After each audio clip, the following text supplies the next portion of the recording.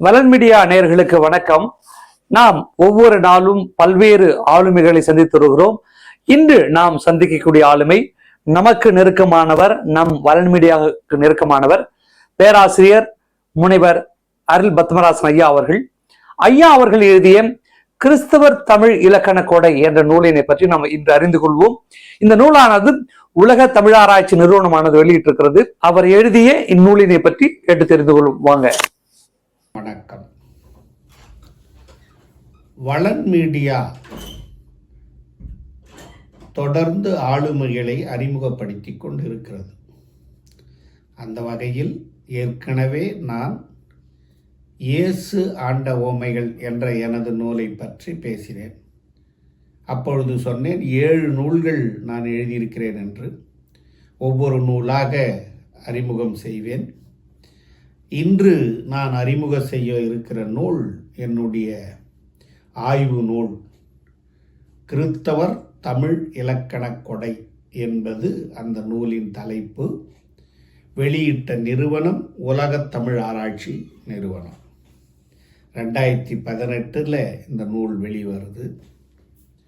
அந்த நூலை தான் அறிமுகப்படுத்த வேண்டும் என்று வலன் மீடியாவின் இயக்குனர் தம்பி ஜோசப் அவர்கள் என்னிடம் பணித்தார். இந்த மீடியா டெல்லியில் இயங்கி வருகிறது. இந்த நூலை குறித்து பேசுவதற்கு முன்பாக 2 வினாக்களை உங்கள் முன் வைக்கிறேன். ஒன்று, கிறிஸ்தவரை பற்றி பொதுவான அபிப்பிராயம். இன்னொன்று, இலக்கணத்தை பற்றி பொதுவான அபிப்பிராயம். அவைகளை விளங்கி கொண்டால் எப்படி ஐரோப்பியவர்களினுடைய இலக்கண பணியும் அதை சார்ந்த தமிழ் அறிஞர் பெருமக்கள் எடுத்த இலக்கண முயற்சிகளும் இந்த நூலில் இடம்பெற்றிருக்கிறது என்று எளிதாக புரிந்து கொள்ள முடியும். முதலில் 6 இயல்களாக பிரிக்கப்பட்ட இந்த நூலில் முதல் தலைப்பே ஐரோப்பிய கிறிஸ்தவர்கள் ஆற்றிய பணிதான் இருக்கும். அதற்கு முன்னதாக கிறிஸ்தவம் என்றால் பொதுவான அபிப்பிராயம், அதை நான் முதலில் விளக்கி விடுகிறேன். கிறிஸ்தவம் அப்படின்ன உடனே நம்ம என்ன நினைக்கிறோம், அது ஏதோ ஐரோப்பிய மதம், அது ஆசியாவின் சமயம். ஆனால் 1ஆம் நூற்றாண்டிலே இங்கே தோமா வந்தார். ஆனால் 16ஆம் நூற்றாண்டுக்கு பிறகு அன்ட்ரிக் அடிகளார், பிலிப் அல்தேயஸ், எல்லிஸ், இப்படி தொடர்ச்சியாக கால்டுவெல், போப்பு, வீரமாமுனிவர், சீகன் பால், இப்படி அந்த வரிசை எல்லாருக்கும் தெரிந்த வரிசை. அதை ரொம்ப சொல்ல வேணாம். இன்னும் சொல்லப்போனால் இந்த அட்டை படத்தில் அவர்களுடைய படங்களை கூட போட்டிருப்பேன். அந்த வரிசையில் வந்தவர்கள் இலக்கணத்துக்கு எதை செய்தார்கள். இப்போது கிறிஸ்தவத்தை வெளிப்படையாக முதல்ல புரிஞ்சுக்கணும்னா, ஆட்சியாளர்களாக வந்த ராபர்ட் கிளைவ் போன்ற ஆட்களோட, மவுண்ட் பேட்டன் போன்ற ஆட்களோட நிலை வேறு. பொதுவாக நம்ம அப்படி பார்க்குறோம். ஆனால் ஐரோப்பாவிலிருந்து கிறிஸ்தவ சமயத்தை இந்த தேசம் உள்வாங்கி கொள்ள வேண்டும் என்று வந்து, இந்த தேசத்தின் நிலைமையை உணர்ந்து, இந்த தேச மக்களுக்கு கல்வியை தந்து, மொழியை படித்து, அந்த மொழியை விளங்கி கொண்டு தம் மக்களுக்கு லத்தீன், ஜெர்மன் போன்ற மொழிகளில் தமிழ் இங்கே இலக்கணத்தின் அடிப்படை எப்படி இருக்கிறது என்று எழுதி, போதா குறைக்கு அவர்களாகவே காப்பியம் படைத்து, சிற்றிலக்கியம் படைத்து, இலக்கண நூல்களை படைத்து என்றெல்லாம் செயலாற்றியவர்கள் அருளுரையாளர்கள், அருட்பணி செய்ய வந்தவர்கள். அந்த அருளாளர்கள் பணி என்பது வேறு, ஆட்சியை பிடிக்க வந்தவர்கள் பணி என்பது வேறு. அதனால் கிறிஸ்தவத்தை புரிந்து கொள்ளும் போது அருளுள்ளம் கொண்டவர்கள் வந்து இந்த தேச மக்களின் நலனுக்காக எப்படி உழைத்தார்கள் என்பதை தான் பார்க்கணும். இந்த கிறிஸ்தவம் அப்படிங்கிறதுக்கு நேராக நீங்கள் ஆட்சி 200 வருஷம் அடிமைப்படுத்தினவங்க இந்த சிந்தனைக்கே போகக்கூடாது. மாறாக அருளாளர்கள் இங்கே வந்து தமிழ் பயின்றது, மக்களோடு மக்களாக இணைந்து பாடுபட்டது, அந்த கண்ணோட்டங்களை கிறிஸ்தவர் என்றவுடன் நீங்கள் வளர்த்து கொள்ள வேண்டும். அப்படித்தான் இந்த நூலை அணுக வேண்டும். ரெண்டாவது, இப்போ கிறிஸ்தவத்தில் சொன்ன மாதிரி இலக்கணம் என்றால் பொது புத்தியில் நம்மளுக்கு இருக்கிறதோ, ஐயோ அது ரொம்ப கஷ்டமான ஒன்று, இலக்கணம்னா கடுமை. இந்த நிலையை ஐரோப்பியர்கள் தான் அகற்றினார்கள், எளிமைப்படுத்தினார்கள். உரைநடை கூறுகளை கண்டுபிடித்து உரைநடையின் பால் இலக்கணத்தை மாற்றினார்கள். இன்னும் சொல்ல போனால் அவர்களே அந்த இலக்கண நூல்களை, இப்போ தமிழ் இலக்கண நூல் அதை காட்டுறேன் பாருங்கள், ஜியு போப் அவரே எளிமைப்படுத்தி வினாடி வினா என்ற அமைப்பிலே, வினாவிடை அப்படி அமைப்பிலே இந்த நூலை உருவாக்குறார். இது போப். திராவிட மொழிகளின் ஒப்பிலக்கணம் என்ற ஒரு நூலை கால்டுவெல் அவர்கள் திராவிட மொழிகளிலே எப்படி தமிழ் முதன்மையாக திகழ்கிறது எதையும் பார்க்குறீங்க என்று எழுதினார். இவர்கள் செய்த பணிகளை வேறு ஒருவர் சொன்ன, இல்லை இதில் மயிலை சேவை சண்முகம் அவர்கள் இலக்கண ஆய்வு என்ற ஒரு நூலிலே எப்படி சொல்றார், மேனாட்டார் பிற மொழிகளில் குறிப்பாக அவர்கள் மொழிகளில் எழுதிய பல இலக்கணங்கள் 17ஆம் நூற்றாண்டிலிருந்து நமக்கு இருக்கிறது.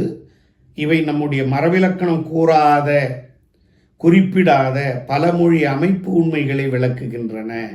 எனவே அவையும் இலக்கண வரலாற்றில் சேர்த்து கொள்ளப்பட வேண்டும்.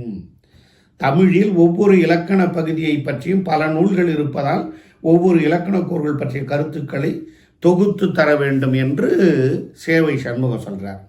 இப்போ இலக்கணத்தை இன்னொரு பார்வையில் பார்க்குற பாருங்க. இலக்கணம்னா கஷ்டன்றதை விட்டுட்டு இந்த இவர்கள் என்ன செஞ்சாங்கன்றதுக்கு ஒரு எளிய உதாரணம் சொல்கிறேன். இப்போ உயிரெழுத்து, மெய்யெழுத்து அதெல்லாம் அந்த மாதிரி பார்க்காம மாணவர்களுக்கு சொல்லும்போது, தமிழ் மொழி என்பது ஒரு குடும்ப அமைப்பு கொண்டது. உயிரெழுத்து என்பது நம்ம குடும்பத்தில் இருக்கிற தலைவன், தகப்பன் மாதிரி. மெய்யெழுத்துக்கள் தாய்கிழி. அப்போ 12, நம்ம தமிழ் என்ற பெரிய குடும்பத்துக்கு 12 அப்பா, 18 அம்மா. அப்படி பார்த்தா எவ்வளோ எளிமையாக இருக்குது பாருங்கள். அப்புறம் பிள்ளைகள் யாருன்னா உயிரும் மெய்யும் இணைந்து உருவாகிற உயிர்மெய் எழுத்துக்கள் பிள்ளைகள். 216 பிள்ளைகள், 12 அப்பா 18 அம்மா இணைந்து இக்கு கூட்டலா கா, இக்கு கூட்டலா கா, இப்படி ஒவ்வொரு எழுத்தோடு இணையும் போது கிடைக்கிறது உயிர்மெய் எழுத்துக்கள். இந்த உயிர்மெய் எழுத்துக்கள் நம்மளுக்கு சிக்கன முயற்சி. நம்ம எழுத்து 30 தான் பொதுவாக இப்படி சொல்லுவோம். ஆங்கிலத்தில் 26 எழுத்து இருக்குது, தமிழில் பாருங்க 247 எழுத்து இல்லை. நம்மளுக்கு அடிப்படையாக இருப்பது உயிரெழுத்து 12, மெய் எழுத்து 18, 30 தான். அப்புறம் இது எதுக்கு அப்படின்னா எளிய முயற்சி. இப்போ இந்த மீடியா பேர் வளன், VALAN வளன், 5 எழுத்துக்கள். தமிழில் சொல்லுங்க 3 எழுத்து, வா ல இன். அப்போ வா இங்கிலீஷில் எப்படி எழுதுறோன்னா, இல்லை தமிழில் இங்கிலீஷ் படி எழுதணும்னா இவு கூட்டல்லா, இல் கூட்டல்லா, அப்புறம் இன். அப்போது இந்த எழுத்துக்கள் அதிகமாக, இப்போ இங்கிலீஷில் பாருங்கள், ஆங்கிலத்தில் எழுத்துக்கள் அதிகமாக எழுதுகிறோமா, தமிழில் எழுதுகிறோமா, இந்த சிக்கன முயற்சியை நம் முன்னோர்கள் கையாண்டார்கள். அப்போது சில குடும்ப அமைப்பில் சில இப்போ தாய்மார்கள்லேயே சில பேர் வலுவாக செய்வாங்க, வலுவாக செய்ய மாட்டாங்க. அந்த மாதிரி கா, சா, தாப்பா என்பது எல்லா எழுத்துக்களோடும் எப்படி வருது, எப்படி இணையுது, அந்த எழுத்துக்களோடு அந்த எழுத்து தான் வரணுன்ற உடல்நிலைமை மயக்கும். இப்படியெல்லாம் அதை ஒரு குடும்ப அமைப்பாக நம்ம சொல்லி கொடுத்தா பிள்ளைகளுக்கு எளிதாக இலக்கணன்றது ஒன்றும் இல்லை அப்படின்னு தோணும். அப்போது சொல்லி கொடுக்குற முறையிலே இலக்கணத்தை எளிமைப்படுத்துகிற வேலையை செய்வது போல நாமும் அந்த ஆய்வு நூல்கள் வழியாக இந்த இலக்கணத்தை என்ன செய்யணும்னா எளிமைப்படுத்தி இருக்க வேண்டும், எளிமையாக சொல்ல வேண்டும். அதை தான் சேவை சண்முக ஐயாவோட புஸ்தகத்தில் நான் படித்து காட்டினேன். அவர் சொன்னதை அவரே இப்படி சொல்கிறார். ஐரோப்பியர் தமிழ் இலக்கண நூல்களை மொழிபெயர்த்து தம் நாடுகளுக்கு அனுப்பியதன் விளைவாக கிடைத்த பயன்கள் என்னன்னா, உலகின் செல்வாக்கு பெற்றிருந்த மொழிகளில் தமிழ் இலக்கிய படைப்புகள் வெளிவந்தன. இதன் வாயிலாக பிற மொழியினரும் தமிழ் இலக்கணத்தை கற்ற அறிய வாய்ப்பு கிட்டியது. பேச்சு வழக்கை இங்கே தான் புரிஞ்சுக்கணும், பிரித்து காட்டி அந்த வகை மொழிக்கென்று ஒரு தனி இலக்கணத்தை அவர்கள் அறிமுகப்படுத்தினார்கள். பிறமொழி இலக்கணங்களோடு தமிழ் மொழியை ஒப்பிட்டு ஆய்வு மேற்கொள்ள வழிவகை செய்தார்கள். மொழியியல் பார்வை உருவாக காரணமாக இருந்தார்கள். அப்போ பாருங்க, 4 விதம். ஒன்று பேச்சு மொழி, அதுக்கே இலக்கணம் செய்கிறார் வீரமாமுனிவர். இன்னொன்று மொழியியல் பார்வை. அப்போ எளிமை, பேச்சு மொழியை எடுத்துக்காட்டி பேச்சு மொழிக்குன்னு இலக்கணம் செய்வது. அதுக்கு அடுத்தது எளிமை சொல்லிட்டேன், பேச்சு மொழி. அதுக்கு அடுத்தது மொழியியல் பார்வை. இதெல்லாம் ஐரோப்பியர்கள் இங்கு வந்து தமிழ் மொழியை கற்று தாங்களே தொன்னூல் விளக்கம் அவர் எழுதினார், தமிழ் இலக்கண நூல் போப்பு, அந்த மாதிரி தாங்களே படைத்ததை தமிழக மக்களிடம் உழவ விட்டு எளிமைப்படுத்தினார்கள். அதுதான் நம்ம கிறிஸ்தவ அறிஞர் பெருமகனார் இல்லை, சேவை சண்முகம் போன்ற பிற அறிஞர் பெருமக்கள் ஐரோப்பிய தமிழ் பணியை எழுதுனது யார்?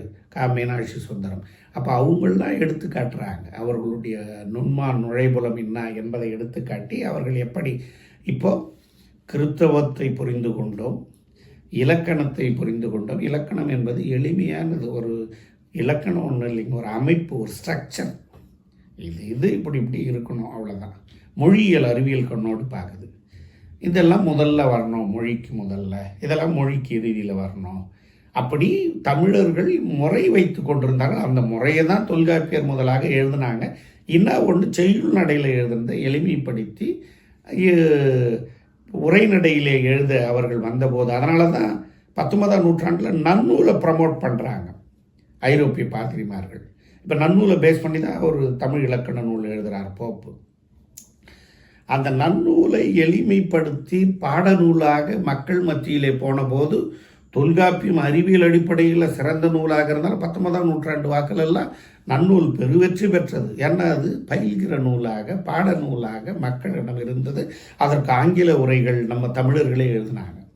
அந்த மாதிரி உரைப்பணியில் 18ஆம் நூற்றாண்டிலேயே முக்கியமான ஒரு ஆள் கிறித்தவரா, அவர் யோசப்பு புராணம் பாண்டவர், அவர் பேர் கோழங்கை தம்பிரான். அந்த கோழங்கை தம்பிரான் நன்னூலுக்கு ஒரு உரை எழுதினார். அதை தான் நான் என்னுடைய எம்ஃபில் ஆய்வாக நன்னூலுக்கு கோழங்கை உரை திறன் என்று அதை போட்டேன். அது பின்னாளில் உலகத்தமிழ் ஆராய்ச்சி நிறுவனம் நன்னூல் மூலமும் கோழங்கை தம்பிரான் உரையும் என்று தாமோதரன் அவர்கள் லண்டன் வெஸ்ட் ஜெர்மன் பல்கலைக்கழகத்திலிருந்து கையெழுத்துப்படியாக வாங்கி நான் ஆய்வு செய்து விட்ட பிறகு இந்த நூல் வெளிவருது. நான் டாக்டர் இன்னாசியிடம் 1989 அந்த ஆய்வை முடித்து விட்டேன். அதற்கு பிறகு 4-5 ஆண்டுகள் கழித்து இந்த நூல் உலகத்தமிழ் ஆராய்ச்சி நிறுவனால் வெளியிடப்படுகிறது. அந்த நூலையும் நீங்கள் பார்த்தீர்கள். இது கிறித்தவர் ஒருவரால் எழுதப்பட்ட நூல். இலங்கையில் இருந்து அவர் காஞ்சிபுரத்திலிருந்து போனவர். அவருடைய கையெழுத்து பிரதி லண்டன், அதாவது வெஸ்ட் ஜெர்மன் போயிடுச்சு. ஐடல்பர்க் பல்கலைக்கழகத்தில் கீழ்திசை சோடை நூலகத்தில் இருந்து கையெழுத்து பிரதியாகவே நான் இன்னாசி அவரிடம் மேற்கொண்டேன். பொற்கோவா ஐயா வாங்கி கொடுத்தார். அந்த ஆய்வை ஒரு தனிப்பட்ட முறையில் வேறு ஒரு நூலை பற்றி அதற்கென்று நன்னூல் குழந்தையர் உரைத்திறன் என்ற நூல் ஒன்று செய்திருக்கிறேன். அப்போ பேசலாம். இப்போ இந்த உரைப்பணிகளில் பதிப்பு பணி இருக்குது. அந்த பதிப்பு பணி பல பேர் கிறிஸ்தவர்கள் செய்திருக்கிறார்கள். நிறைய பாடநூல் பண்ணியிருக்கிறாங்க. இப்போ எச்.ஏ. கிருஷ்ண பிள்ளையே ரட்சினி யாத்திரை வாயிலாக தான் தெரியும். இலக்கண சூடாமணின்னு ஒரு நூல் போட்டிருக்கிறார். இதையெல்லாம் கொண்டாந்த 20ஆம் நூற்றாண்டில் ஒரு நூல் வந்திருக்குது. காசுமான் அப்படின்றவர் எழுதின தமிழ் காப்பு இயம் அப்படின்ற ஒரு நூல் வெளிவந்திருக்கிறது. அதையும் ஒரு ஏலாக போட்டு இந்த கிறித்தவர் தமிழ் இலக்கண கொடையை உருவாக்கினேன். அது ஆய்வு நூல். சென்னை கிறித்தவ கல்லூரியில் செய்தேன். எனது நெறியாளர் டாக்டர் மோசஸ் மைக்கேல் ஃபேரடே அவர்கள். ஆனால் உலகத்தமிழாட்சி நிறுவனம் அதை வெளியிட்டது. அப்போ நண்பர் விஜயராகவன் இருந்தார். அதை வெளியிட்டலான்ற நல் நோக்கத்தோடு அது வெளியிடப்பட்டது. கிட்டத்தட்ட இப்போது 3-4 பதிப்புகள் அந்த உலகத்தமிழாட்சி நிறுவனத்தால் அது நடந்து கொண்டிருக்கிறது. இப்போ முதல் 2 ஏழை பார்த்தோம். அந்த 2 ஏழில் ஐரோப்பியர்கள், இன்னும் சொல்லப்போனால் நான் ஐரோப்பியர்களுடைய அந்த தமிழியன் அப்படின்னு எழுதி அவர்கள் நாட்டுக்கு அனுப்பிய அந்த நூல்கள் சும்மா இங்கே கொஞ்சம் தொகுக்கப்பட்டு முழுக்க இல்லைன்னாலும் அதெல்லாம் சும்மா அதனுடைய அமைப்பு முறையை நீங்கள் பார்க்கிறீர்கள். இந்த மாதிரி கொஞ்சம் சேகரித்து வைத்திருக்கிற நூல்களை நான் உங்களுக்கு அப்போ ஐரோப்பிய பாதிரிமார்கள் தமிழ் இலக்கணத்துக்கென்று செய்ததை, தமிழக மக்கள் இங்கே கிறித்தவர்களாக உள்ளவர்கள் செய்ததை சுட்டி காட்டினேன்.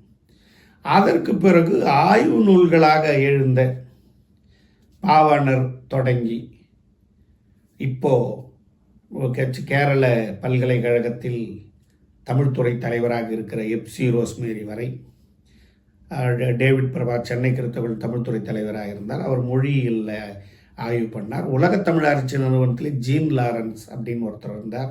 அவர் மொழியில் ஆய்வு பண்ணவர்.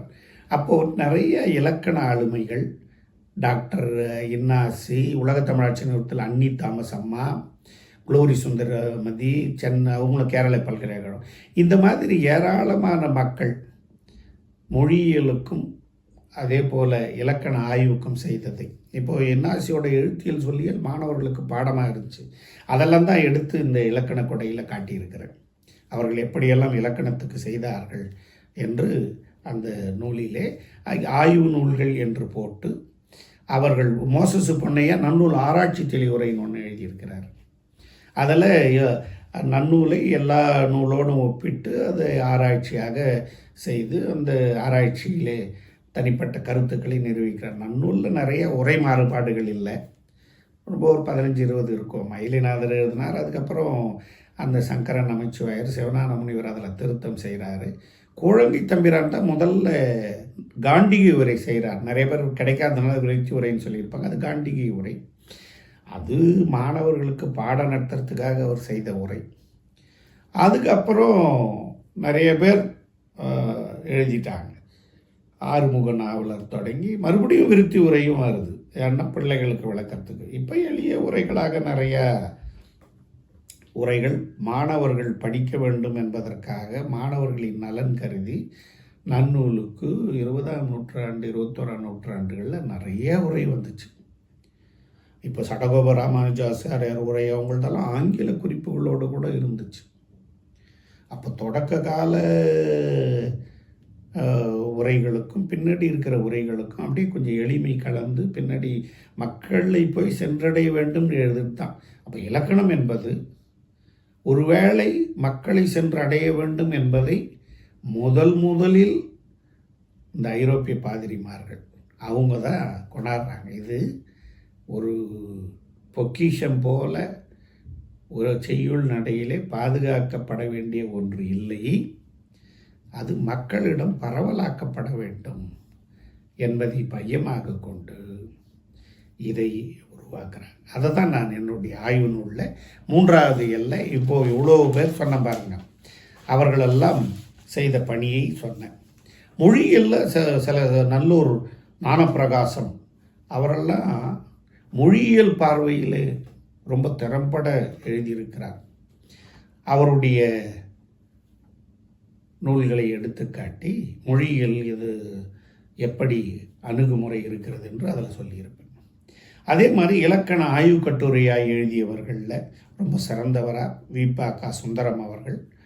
அவர் இசையில் பெரிய மேதை இருந்தாலும் இந்த இதில் எப்படி தொல்காப்பிய பொருளதிகார கோட்பாடுகள், நிலவழி கோட்பாடுகள் என்பதெல்லாம் அவர் எழுதிய கட்டுரைகளை தமிழ் மொழியில் எடுத்துக்காட்டி அங்கே விளக்கியிருப்பேன்.